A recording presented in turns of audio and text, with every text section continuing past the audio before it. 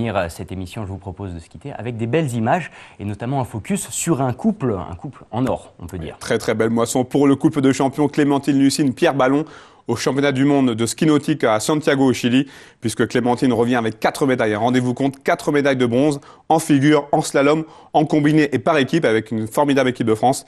Et Pierre lui confirme son niveau actuel, puisque après avoir été sacré champion d'Europe cet été en Grèce, le natif de Laval a remporté la médaille d'argent de figure. Donc c'est vraiment une très très très belle performance pour cette équipe de France et pour Clémentine Lucine et Pierre Ballon qu'on suit. Et ben voilà, on va les écouter juste après ces quelques images.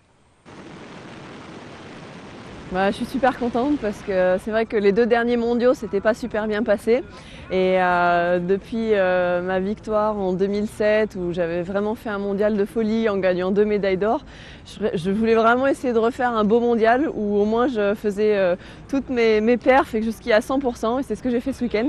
Alors je suis vraiment contente parce que j'ai ramené 3 médailles de bronze en individuel et une médaille de bronze avec l'équipe de France. Et surtout cette médaille en slalom dont je suis vraiment fière parce que c'est une discipline qui est vraiment difficile. On était une équipe de France vraiment soudée, motivée pour faire plein de perfs. On est arrivé, on était tous en forme. Avec Pierre, on était vraiment prêts. On s'est qualifiés. Moi, un peu de justesse, mais bon, le plus dur était passé, donc j'ai pu me concentrer après sur mes finales.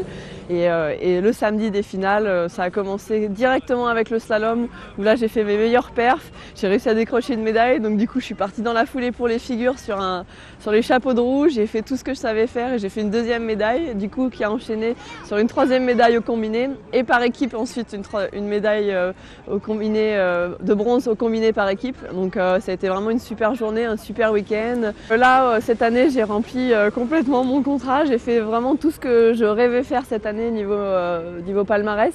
Donc là, je suis rentrée à Annecy, ça y est, je vais me reposer, me concentrer sur l'association que j'ai créée. On va sortir notre film dans 2 semaines.